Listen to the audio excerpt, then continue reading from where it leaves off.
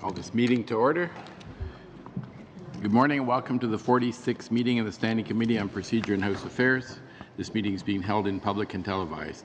Pursuant order to adopted by the committee on November 29th, we have with us today the Minister of Democratic Institutions, the Honourable Marianne Monsef, to discuss the provisions contained in Bill C-33, an act to amend the Canadian Elections Act and to make consequential amendments to other acts. The Minister is accompanied by Natasha Kim, Director, Democratic Reform, Privy Council Office, and Robert Sampson, Senior Policy Advisor, Council, Democratic Reform, Privy Council Office. Before giving the floor to the Minister, I just wanted to make a couple other points. One is I'm sure you all received that the Library of Parliament researcher has sent you a document comparing the Chief Electoral Officer's report, the recommendations in that, and the items in Bill C-33. And although Bill C-33 has not been referred to by the House, the committee has invited the Minister to discuss the content of the bill pursuant to its permanent mandate under Standing Order 108, subsection 3, subsection A. And members will note that there are similarities between some of the provisions of the bill and the recommendations contained in the Chief Electoral Officer's report, which the committee has been studying. Much of that study has been carried out in camera, so members should exercise caution if they refer to the committee's deliberations. So the Chief Electoral Officer's report and all the recommendations are public. You could talk about those and talk about Bill C-33's public, but not what we discussed about the Chief Electoral Officer's recommendations. Okay, Minister, welcome. Thank you for coming, and the floor is yours.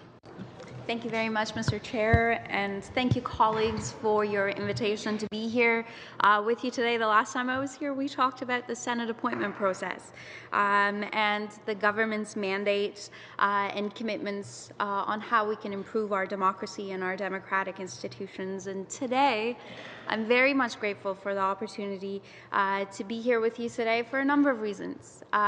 You've had over 40 meetings. It's been about a year since this Parliament began sitting, and you and I very much walk the same path.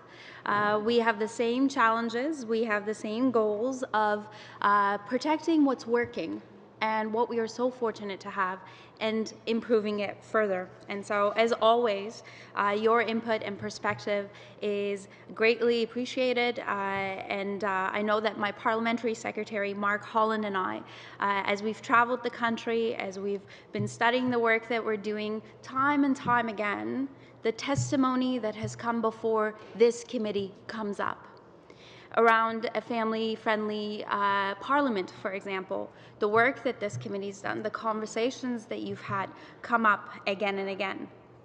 And as you know, my work on this file is shaped mostly by a desire to make this place more inclusive, to make the voting process more accessible. And I know that together we share these objectives, and we have a lot of work to do, and we've begun some of that work.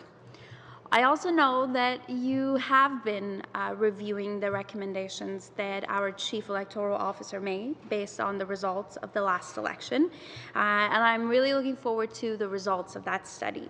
And I'm looking forward to the possibility of hearing more about that work today. And as I've said, we're very proud of the phase 1 of reforms that we've introduced through Bill C-33.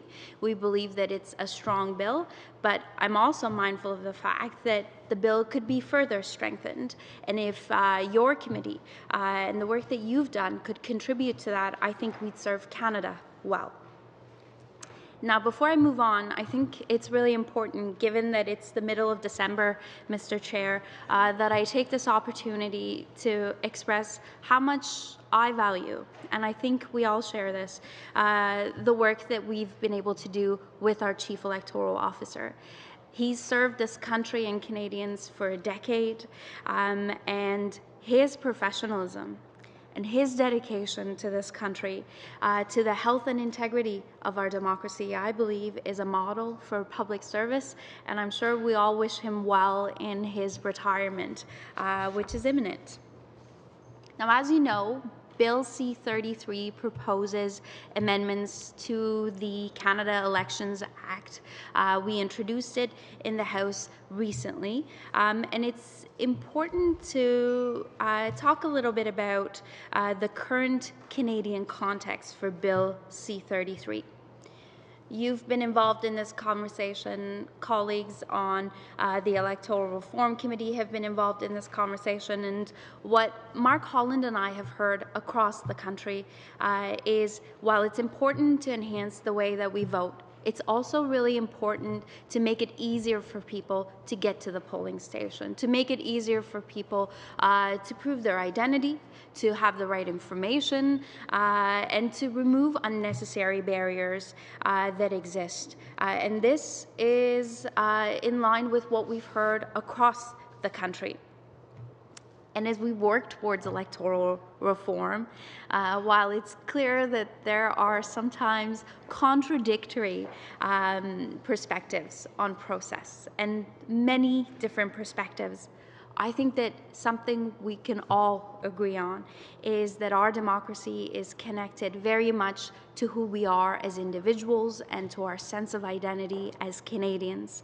And Canadian democracy continues to be a model for the world. That's why I think it's really important that any improvements we make are in the best interest of all Canadians. And that's what Bill C-33 is all about. The changes that we're proposing in Bill C-33 are about empowering Canadians with the knowledge that they need and encouraging greater engagement in our democracy. Bill C-33 is about helping more Canadians learn about the value of voting. It's about empowering more Canadians who qualify in casting a ballot. And it's about breaking down barriers that don't need to be there, that currently prevent too many Canadians from voting. And while it's true that the democracy and the culture we have here in Canada is the envy of the world, that it works, we can't be complacent. The pressing challenge for us ahead, I believe, is to make sure that our democracy works for all Canadians without exception. We want to make it easier for Canadians to vote because when that happens, democracy is better. And this is a goal that I believe we can all agree on, and it can only be accomplished if we all work together. And as you may recall, after introducing C-33 at the conversation I had with the good folks at the press gallery, I mentioned how important it is for me, for this bill, to have benefited from the expertise and contributions of all parliamentarians. I want to reinforce that here today. And I'm counting on your deep expertise and knowledge of electoral reform to achieve that. Now, to paint the picture of the suite of reforms that I've been mandated to ask, I'm going to set aside Bill C-33 for just a moment, just to let you know what we've done in the year past and what's ahead of us, because I have a feeling I'll be coming back to this committee again and again, and it's helpful, I think, to know for you what initiatives are likely to come before you for deliberation. As you know, the Prime Minister set a rather ambitious agenda for democratic reform, and while it brings many complex challenges, we are making progress on this agenda. The creation of a nonpartisan, merit-based appointment process for the Prime Minister to be advised on Senate appointments, so that accomplished Canadians from all walks of life from across the country would be considered for Senate, has been established. The parliamentary committee that's come together and has studied electoral reform, that initiative has taken place, and the report was received on December 1st. The government will be responding in detail to that report in the new year. The matter that brings me here today is an item that's on my mandate letter. As you know, repealing the unfair aspects of the Fair Elections Act that were controversial in nature but also unhelpful in engaging Canadians and allowing them to participate in their democracy, in their ability to vote, is something that I had been asked to address through repealing those elements of the Fair Elections Act that make it harder for Canadians to vote, easier for lawbreakers to evade punishment. With Bill C-33, the government's now introduced some amendments to advance these commitments. The focus was on making changes to those areas that we heard most loudly from Canadians, from the debates that took place in the House, around committees like this one, during the last election, and from people, frankly, that I've met across the country talking about electoral reform, that those changes need to be made, and there was no reason why, there was no good reason, rather, why some of those changes were introduced in the first place. Now, there are other changes that have been suggested, and the government will be looking to introduce further legislation going forward, and I look forward to this committee for its input and its advice to make sure that we're putting the best possible legislation forward to benefit all Canadians. Now, what is C-33 about? It responds to the concerns that I've just shared with 7 important reforms. The first 2 reforms focus on making it easier for eligible Canadians to vote and ultimately increase voter participation through reinstating the voter information card and the vouching process. The third reform is about engaging Canadians through education about Canada's electoral process. The fourth, and this is an area that I've heard across the country, is about engaging youth further by providing an opportunity for Elections Canada to pre-register youth aged 14 to 17 so that they can be invited to be part of their democratic institutions at an earlier age. The fifth reform is about building more integrity into our voting system by giving Elections Canada the resources it needs to clean up the data in the national list of electors. Our sixth reform will make the administrative adjustments necessary to formally return the Commissioner of Canada Elections back to Elections Canada. And finally, our seventh reform will make it easier for Canadians working and living abroad by expanding the right to vote to over 1 million Canadians, even if they've been away from home for more than 5 years. Now again, I want to be clear. I believe these are strong reforms that we've introduced. There's more work to be done, and we'll be introducing further legislation, but C-33 is the first of a series of reforms that will come before you for consideration. Now, another area that is a priority for Mark and I is about focusing on ways to improve access to the democratic process for Canadians who are often on the margins of our society. I'm talking about homeless people, young people, seniors, Indigenous Canadians, new Canadians, those with physical disabilities, those with various abilities and exceptionalities, and of course those who come from lower socioeconomic backgrounds. Bill C-33 aims to address some of those challenges for these groups by making voting easier for groups that traditionally and consistently experience difficulty proving their identity. There's also a great deal invested in enhancing youth participation through a future list of electors being generated, but as always, there's more work to be done. Something that we can look forward to the future is a commitment to bring forward options to create an independent commissioner to organize political party debates. The options that we present need to be informed by the input of Canadians, political parties, broadcasters, journalists, and others as we work towards this goal. And we've learned that knowledge is key to democratic participation, and leaders' debates are an important part or an important piece of the puzzle when it comes to educating Canadians. I know that the Chief Electoral Officer's recommendations are before you. You'll be working together to enhance the accessibility of our elections. And I very much look forward to hearing your recommendations on the Electoral Officer's advice. And I want to thank you again for the opportunity to be here, Mr. Chair. I'm very happy to answer any questions that colleagues may have. Thank you, Minister. And we'll go for the first round of 7 minutes to Mr. Graham.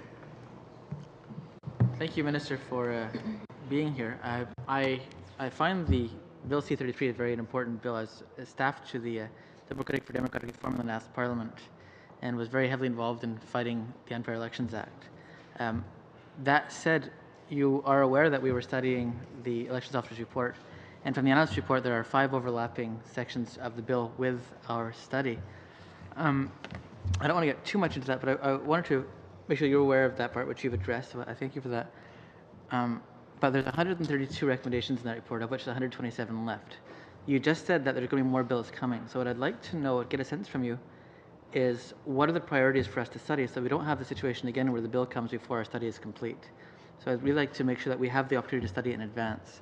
And so I'd like to know, of those 127 remaining recommendations that didn't get addressed in C-33, where your priorities lie for us to get through. Thank you, Mr. Chair, and to my colleague for his very thoughtful question.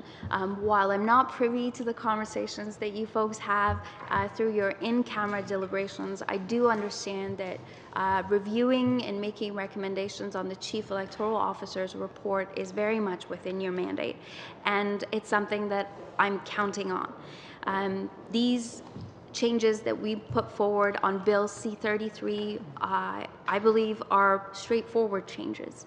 And I'm not sure where you are in terms of your review of them, but you're right, there's quite a bit more work to be done. And I understand that you will be providing a report to the House in the new year. We're eagerly awaiting your recommendations. And on this particular bill, too, there were areas that we could have gone further, but the decision that we thought was the most thoughtful one was to just wait. So an example is expanding the right to vote to Canadians living and working abroad for more than 5 years. Now, we've expanded the right to those Canadians who have at one time lived here in Canada, but something that we're counting on this committee to study further and provide its recommendations on is, what about the children of those Canadians living abroad who are still Canadian but have never lived in Canada? Do we expand the right to vote to them?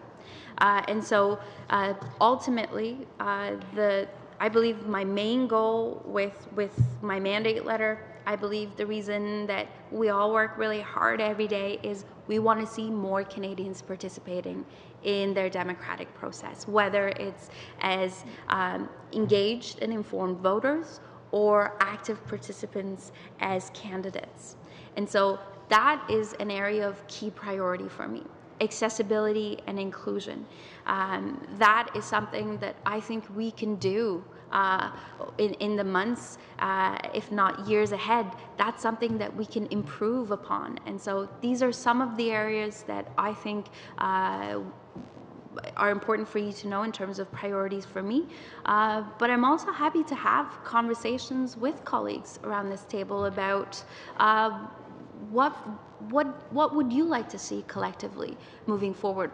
I know that what you do around this committee, one of the things that you do that's quite impressive is you're able to work collegially, that you're able to put partisan interests aside. You see the big picture and you move forward based on what's in the best interest of all Canadians, and that's the spirit that I think we need to work towards improved democratic participation. So if there are areas that you believe need to be at the heart of our focus, then talk to me. Okay. The Frank decision is, the last two sections of C-33 deal, the Frank decision and repositioning the elections commissioner. And neither of those were addressed in the elections officer's report, so I think they're quite safe. So I guess what I'd like to know from you is what approach do you think we should take to reconcile our recommendations, which we cannot disclose at this time, with the bill that is already out? And so, like, you're open to amendments, but they could become quite significant. So I just wanted to get your take on that. Okay. Not having seen the report, Well, we can't obviously since it's still on I cameras. understand. I believe that the work that you've done, whatever areas of the recommendations they've been on, will be really important for a number of reasons. The bill's going to come before you, and we are open, as I mentioned from the very beginning, to thoughtful amendments to further strengthen this bill, and that's what the democratic process is all about, right? That's why committees are tasked with doing the important work that they do, so that together we can make sure that we put the best legislation forward for Canadians. Well, I thank you for taking the time to have this conversation with us. I think it's a very important one to have. I have a few minutes left. I'd like to give it to Ms. Betty Patel to continue. Thank you. Once again, thank you so much, Minister, for joining us this morning. I realize that you're busy, and we appreciate having you at the committee.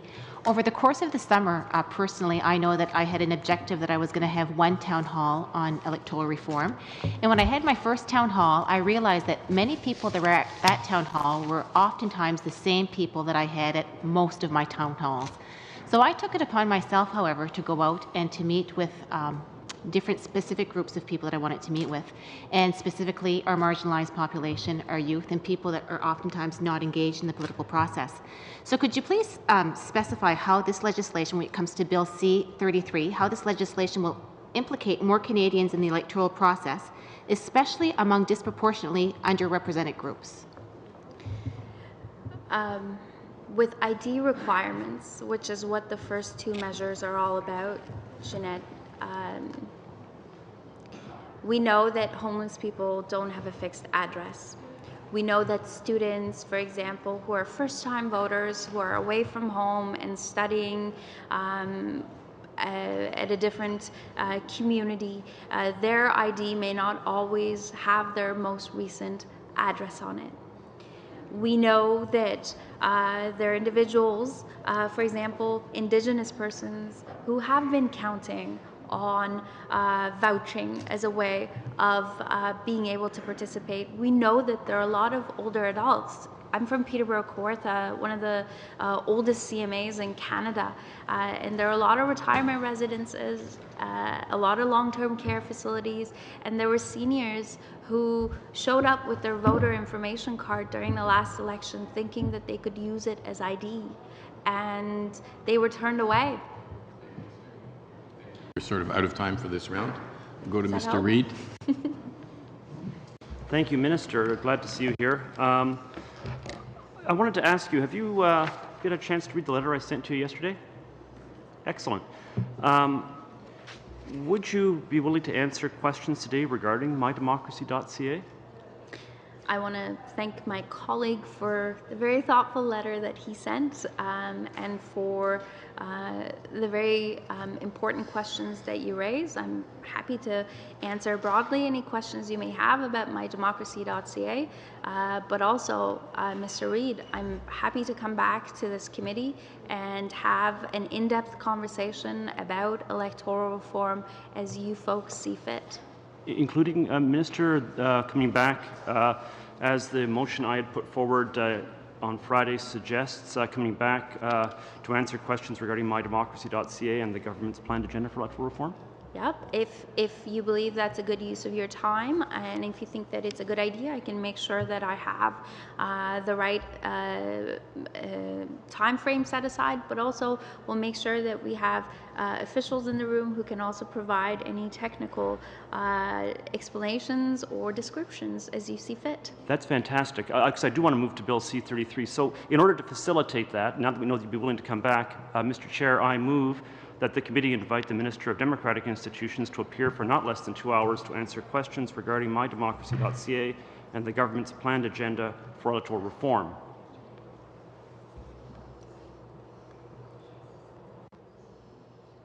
And I take it, Mr. Chair, because we moved off the topic, that we can conclude that I haven't used up my 7 minutes yet. You which? That I'm not using up the time for the questions to the minister. Right. Mr. Chan? Motion. Was it the one that you filed, Mr. Reid, exactly verbatim? In every, yes, if I deviated in any way, regard the written text as the one that is being moved here.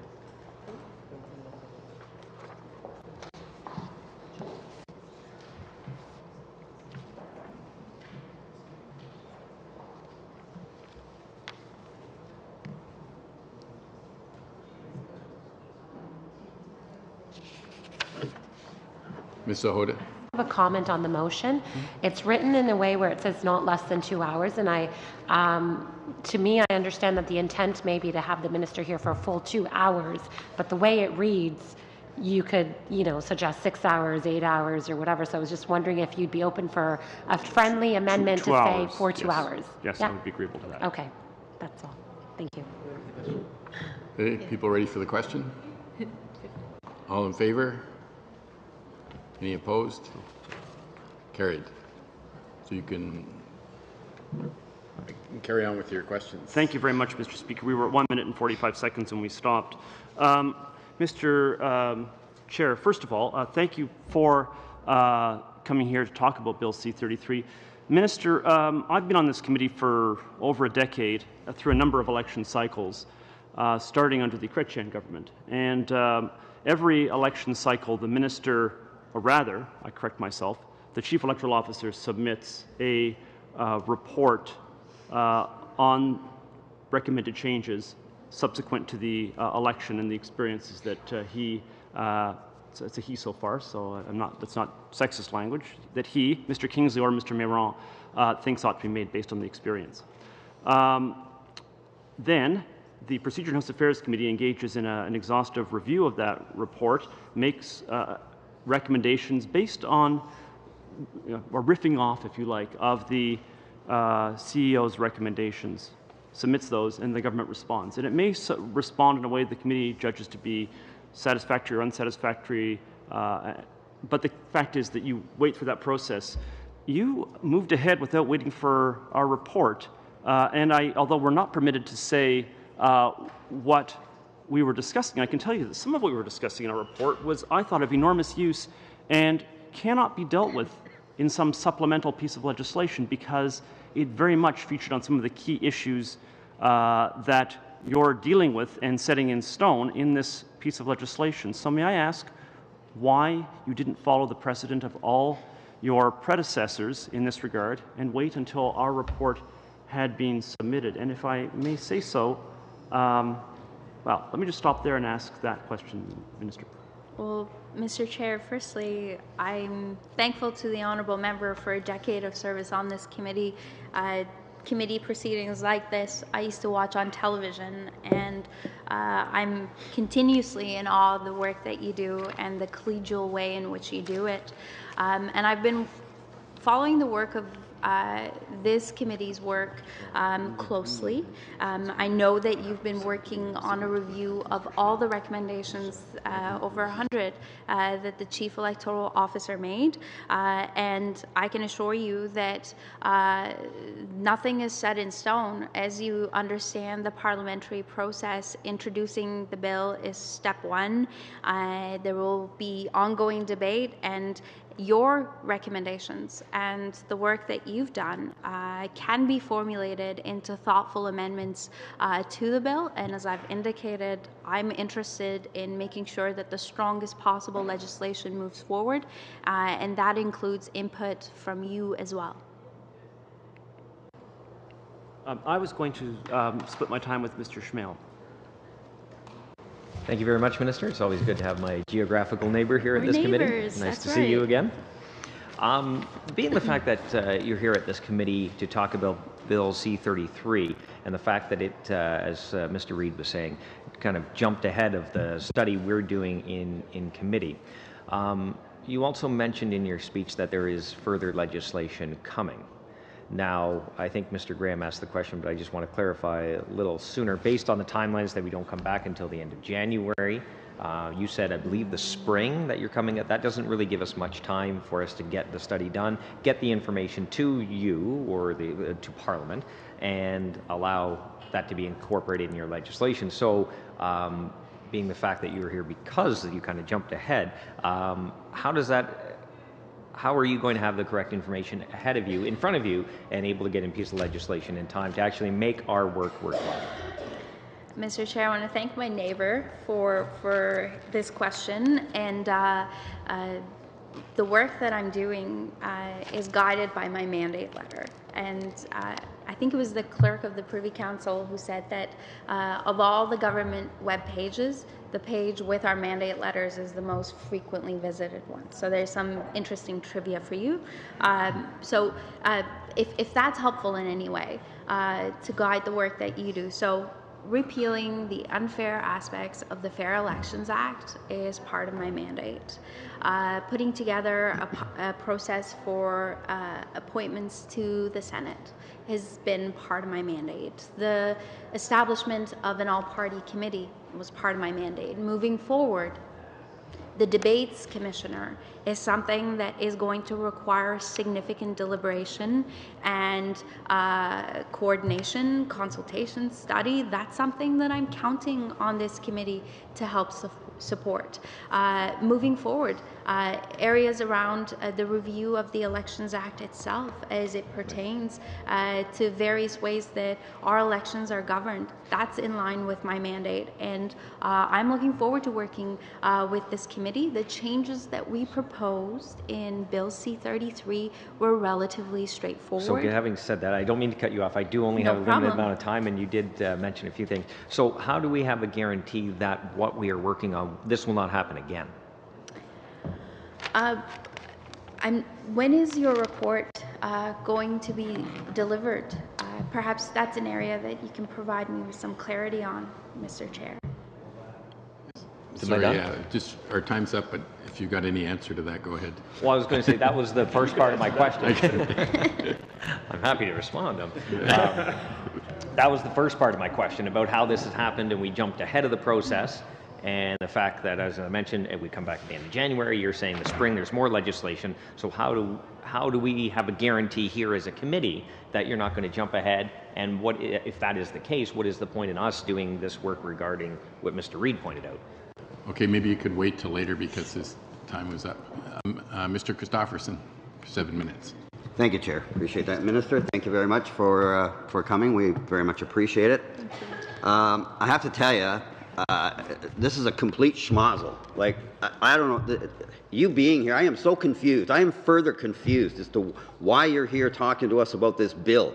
The fact of the matter is, there's only so much I can say in terms of our in-camera talks, but there's smart people in this room like Katie O'Malley who can look very carefully at the chronology of what's happened to get some idea of why you're here in front of this committee. And I can assure you it wasn't to talk about the pleasantries of Bill C-33. The fact of the matter is you say things like eagerly awaiting, walking the same path, if we all work together, collegial. The fact was that we started an excellent process of working together on this committee to review the recommendations of the Chief Electoral Officer. And we were going along, working, and we got dual tracks. I mean, we got lots of stuff. We're doing good work. We thought we were doing good work. We're feeling good about it. It's not to say we're agreeing on everything, but in terms of process, we were working as a team, trying to come up with rules that everybody thought would be fair. And then all of a sudden, out of nowhere, thump, 33 gets landed in the middle of the floor of the House of Commons on the very same day that we're about to meet and continue working. And we're left, at least I was left wondering, what the hell? What is going on? On the one hand, we've got a committee that's working together. Your government minister promised that you were going to treat parliamentary committees with the respect they deserve, that you were going to bring back the importance of parliamentary committees. And yet all we've seen is insults, especially with this committee as a result of 33. And then we watched, and I have to say it, I won't dwell on it, but the absolute disgrace of the government's response to the Electoral Reform Committee's tabling of that report, where you were on your feet apologizing.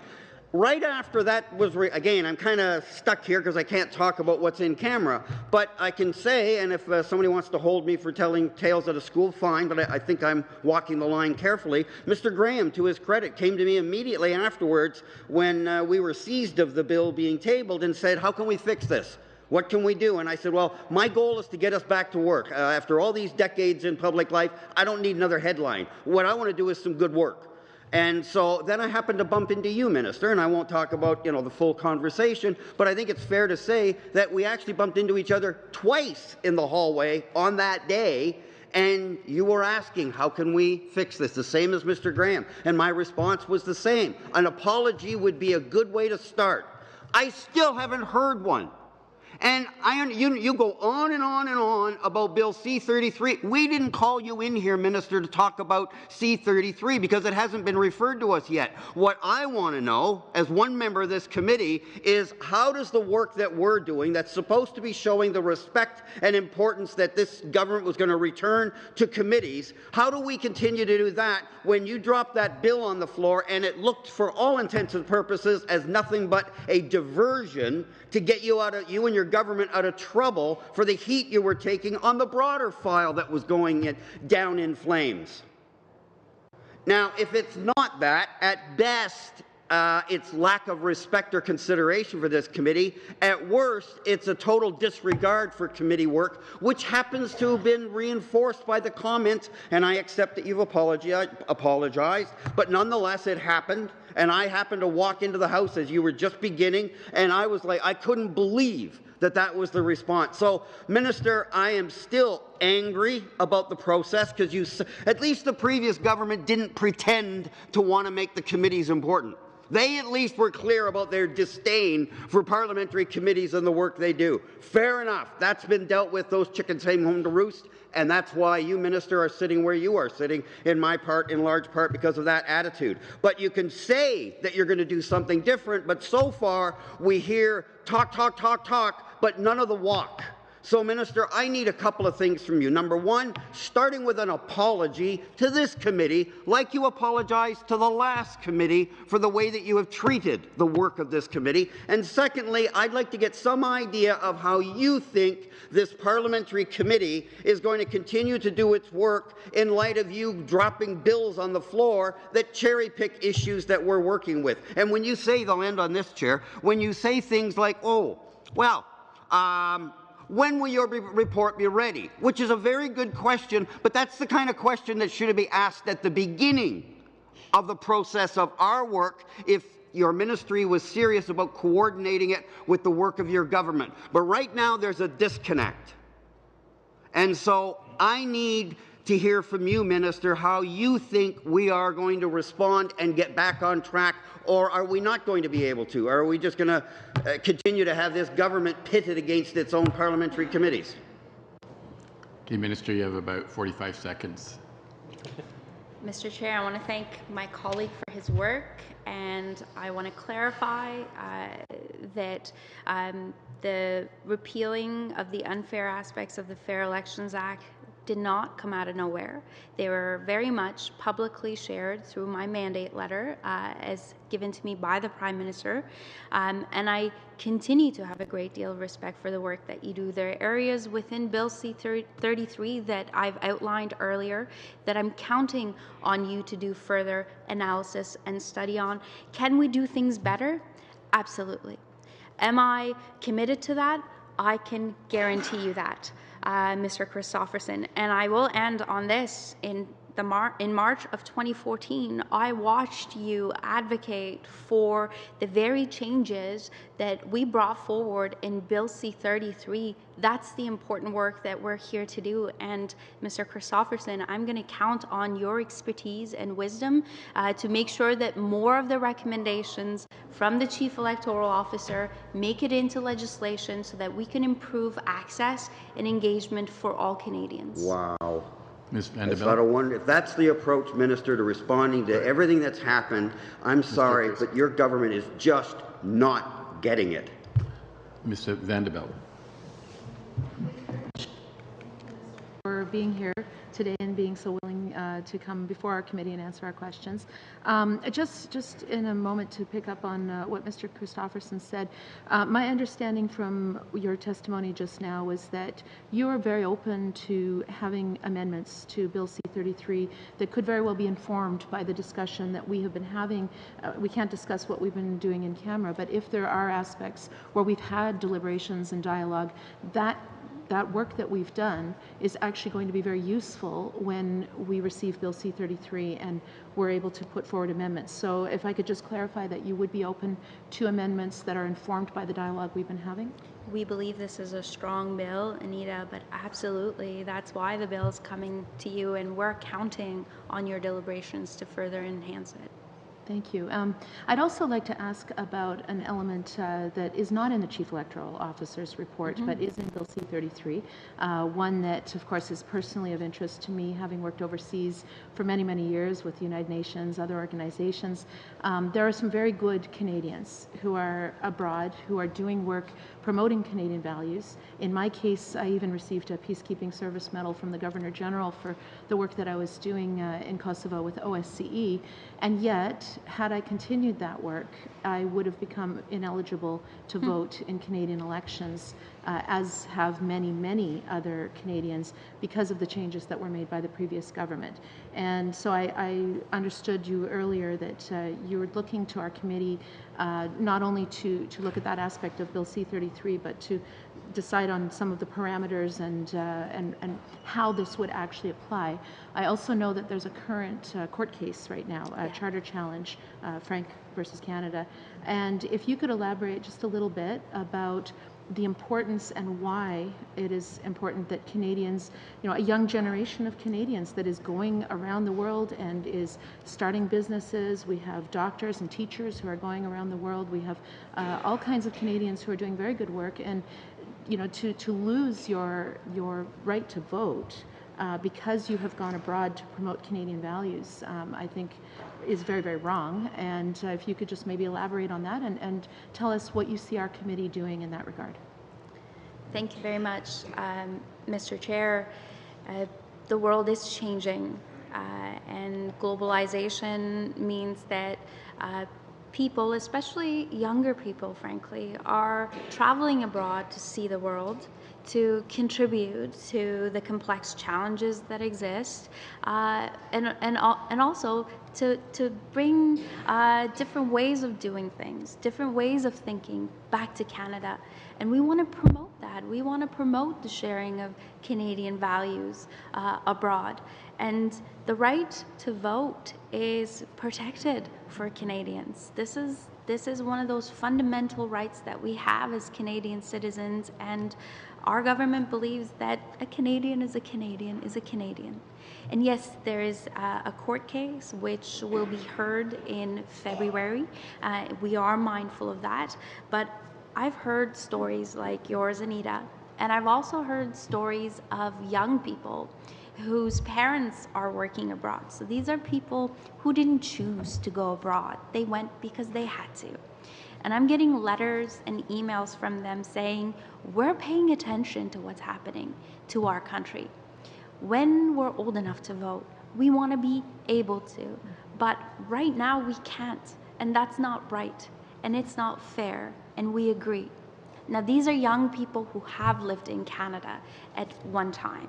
And so the provisions that we've introduced here would grant them the ability to be able to vote, just as it will for over 1 million Canadians. But what we need deeper analysis on from this committee, as I mentioned earlier, is, okay, what about children of those Canadians living and working abroad who may have come to Canada to visit, but have never actually resided in Canada, have never lived here?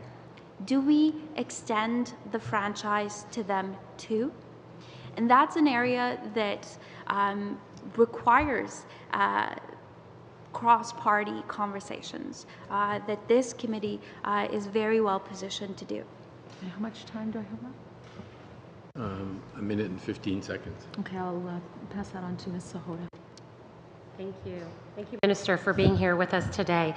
Bill C-33 is great legislation. I mean, long been awaiting for these changes to take place. But I think as Mr. Christofferson was talking about, the upset was the timing of the legislation, not so much the content of the legislation. I'm very much in favor of the content of this legislation. So I just wanted to hear from you why you felt it was important to put forward this legislation and to reverse the Fair Elections, portions of the Fair Elections Act at this time, what the thinking of the government, the ministry was behind that. Thank you. These are really important changes that need to be made. They're changes that we campaigned on, frankly. They're changes that are outlined in my mandate letter. They're changes that we heard from Canadians over the past year, but they're just the beginning. And a great deal of work needs to continue to be had. More legislation needs to be introduced so that though the system we have, the democratic institutions we have now are good, they're serving us well. We have many areas of improvement that need to be worked on, and there's a legislative agenda to be mindful of. And so, given that we have so many thoughtful recommendations from the Chief Electoral Officer that require further thinking, for us, these were the more straightforward changes that we knew would have an immediate impact. This is just the beginning, and the rest of the work moving forward requires more digging and more research, and I think that's where this committee's work is going to be essential. No, you only have 10 seconds, so I just want to say thank you. Thank you, Ruby. Go on to Mr. Reid for 5 minutes. Thank you, Mr. Chair. I hope to be splitting my time with Mr. Schmale, depending on the Minister's answer. Minister, this evening there will be a vote on a concurrence report, concurrence in the second report of the Electoral Reform Committee, which asks you to include in the mycanada.ca on the website responses, or rather the same questions that were on the committee's questionnaire. These include specific questions actually dealing with what people think about individual kinds of electoral systems. There's also a question relating to whether people feel that a referendum would be an appropriate way of dealing with this issue once the government has come forward with its proposed legislation, so that Canadians get the final say on whether or not to switch to a new system. My question is this: how will Liberal members be voting? And I wonder if you could provide us with the reasons why they will be voting the way they will be voting. Mr. Chair, I can't speak for all Liberal members, but I want to acknowledge... Is this a free vote then? I want to acknowledge, I'm not sure. I want to acknowledge that the issue of a referendum is referenced in the report of the Electoral Committee, and the government will be responding to that particular question. As far as mydemocracy.ca goes, we're asking questions that we've worked with scientists, political scientists who have various preferences themselves. We were asking questions based on the values that make up our democratic institutions, and we're asking Canadians to engage in this conversation in a new way. And Canadians are engaging. This is a more inclusive and accessible way for them to have this conversation with us.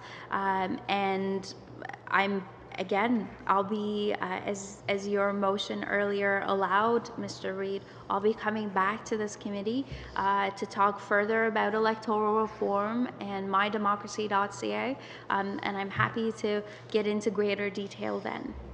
I had the opportunity, Minister, to speak with one of the experts, the academic experts, and that individual advised me that, in fact, the kinds of questions they were permitted to put forward were constrained by the government and did not include questions on specific electoral systems. So in fact, the suggestion that the experts made the decision to not include questions on individual electoral systems, which you have said in the House of Commons, is in fact not merely misleading, it is actually literally the opposite of the truth. In fact, you and your officials were the ones who made the decision to restrict the subject matter and to exclude specific electoral questions, specific electoral systems from the mydemocracy.ca and that was done at the very beginning, so they never had the option of bringing them forward. Is that not true?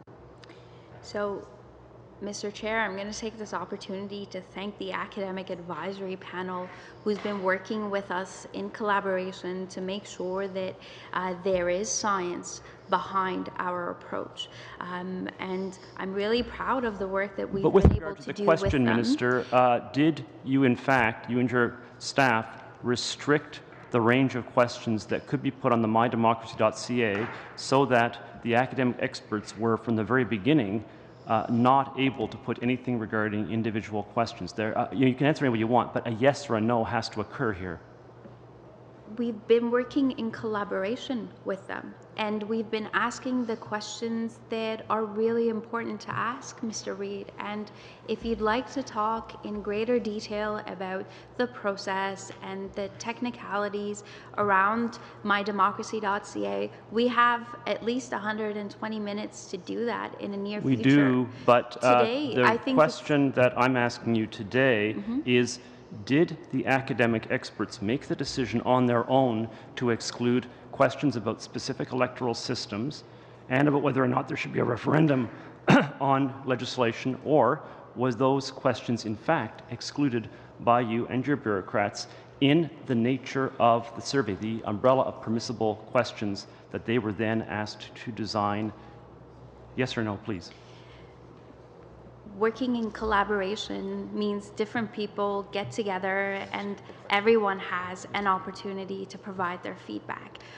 Working in collaboration with political scientists on this particular project, Mr. Reid, has been about making sure that the questions we're asking are as accessible as possible. There are Canadians who have a very easy time being able to have a conversation about the technicalities of the different systems, but we know that's not the case for most Canadians.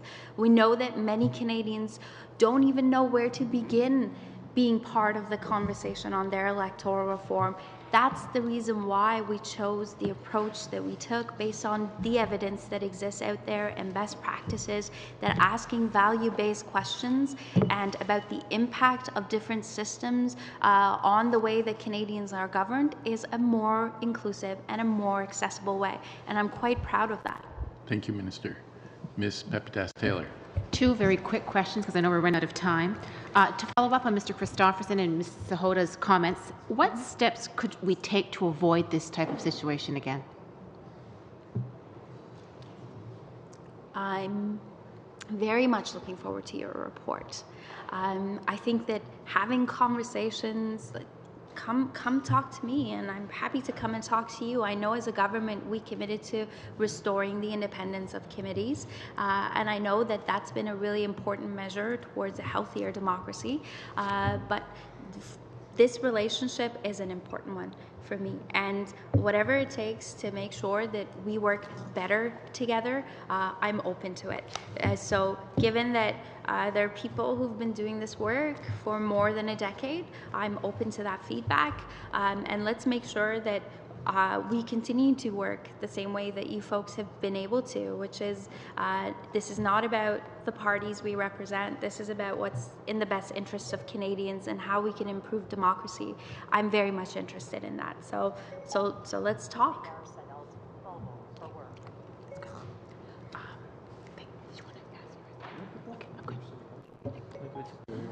Do we have any more time? Yes, 4 minutes, 3.5 minutes. Mr. Chan? Oh, okay. No, ask your question. Okay, sure. Second question. I'm just trying to get this thing to stop talking. So my apologies about that. Are you satisfied with the process with regards to Bill C-33? And if not, what would you do differently? Well, recognizing the passion that I've heard from some of my colleagues here today, I'm mindful that things could be done better.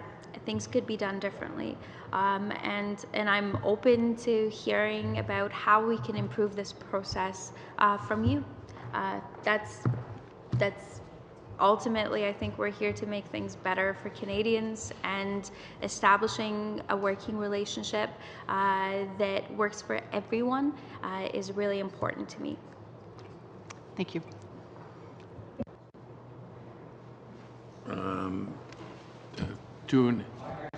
I don't have a lot to say unless, Okay. if we want to wrap it up, I think we're at 1 o'clock, but... It's Mr. Schmale? Go No. ahead. I'm just mindful of the time, but if... Before we started. Sorry. Oh, yeah. So how much time do I have left, roughly right now? You have 2 minutes and 30 seconds. I'll A lot can happen in A lot can happen in 2 minutes. Minister, I just want to thank you for coming. I of course, colleagues, didn't have the pleasure of being here when Bill C-33 was introduced in the House, and I wasn't present, and I apologize for that. It was inadvertent as a result of my absence. I myself, and I might be in the minority relative to all of my colleagues, I'm not fussed, David, by the minister's introduction of Bill C-33 into the House. From my perspective, the minister has a clear executive mandate, which is very publicly accessible. She has, from my perspective, every right to introduce legislation that the political executive deems is important. We have clear work that is mandated legislatively and through the standing orders for us to review the results of the previous Parliament and the report from the Chief Elections Officer. And as legislation comes into this particular committee, when it finally gets referred to it from the House, we pivot accordingly. And I actually don't see any much substantive divergence. I think folks here are a bit fussed with respect to the process. And the minister's committed to finding, I think, a better way to communicate that better. I have the floor, David, so let me finish.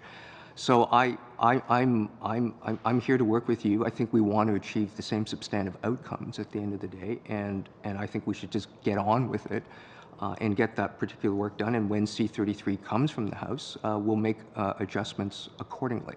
So I myself am perhaps, as I've already indicated, not fussed by what has transpired. I think that there are substantive questions that my Conservative friends would like to ask, and I think the government has already demonstrated more than its willingness and openness to deal with any substantive questions that they want to pose, and we'll get answers from the minister accordingly. So my invitation to my colleagues on the opposite side is when we come back in the new year, let's get back onto the work that we're doing, and when C-33 is referred to us from the House, we will then pivot accordingly. But until the House has spoken and we are seized of that legislation, I think it's premature for us to get into a lot of the details without knowing what is in fact the substance of what we're allowed to actually review and study. And so from my perspective, the work that we're already doing is good work, and let's get on with it. Time, Arnold. Mr. Schmale. Thank you very much, Chair. I do disagree. Unfortunately, I like you a lot, Mr. Chen, but I do disagree with what you're saying, but I'm not going to waste my time debate. Minister, I do apologize. My time is short, so I may jump in here or there, so I do apologize. Okay, in order to move this committee forward, and we want to study this legislation, and I agree with everyone here, we were doing good work. We didn't agree on everything, but we were, I think, doing some good work. So if at the end of the day, and I doubt this will happen now because the marching orders have been given, if the committee does disagree with a recommendation that you have already included in C-33, will you amend the legislation to reflect that? Mr. Chair, as I've mentioned since the very beginning, since this bill was introduced, that yes, this is strong legislation, we believe, but it is up to Parliament and this committee to help further improve it. And if you have thoughtful improvements that you'd like to be considered, of course I'm open to that. Okay, so based on that, and you're expecting a report and the fact that this happens in every Parliament after every election, why did you move forward with Bill C-33 before we were done our study? The elements that are outlined in Bill C-33, as I've mentioned, are rather straightforward. Many of us campaigned on them. It's in my mandate letter, and I knew that you folks were reviewing the recommendations that came before you from the Chief Electoral Officer, not knowing which ones you were studying at what time. I knew that the work that you were doing on this committee would allow you to provide that further level of detail to the bill once it came before you, and I remain open to any amendments that you believe will further strengthen this bill. 2 minutes. 2 minutes. Thank you. Okay.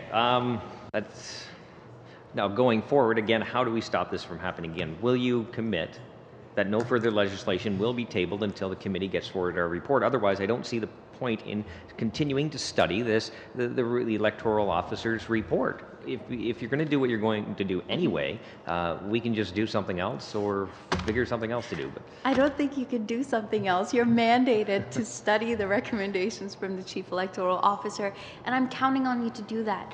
So one area with Bill C-33 was the piece around expats voting. Another area around the Commissioner for Canada Elections, for example, is do we grant them the power to compel testimony?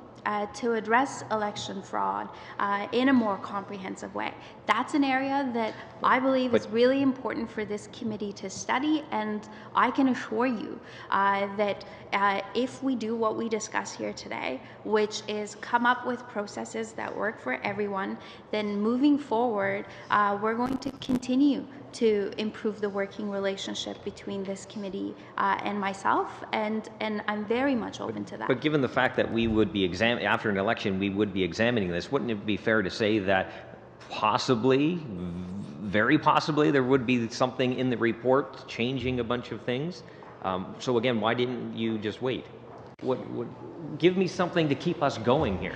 We'll keep going because Canadians are counting on you but if you're, to keep I need going. an assurance that this won't happen again. We're all trying to create a healthier democracy, Mr. Schmale. Keep going because I have asked you. What, are you going to make a change if the committee decides? Support. Will you make a change? If the committee decides something that in Bill C-33 isn't something the committee would like, would you amend the legislation? As I've mentioned, of course I'm open to any amendments that will improve this bill further. Is that it? Thank you, everyone. Yeah, that's it.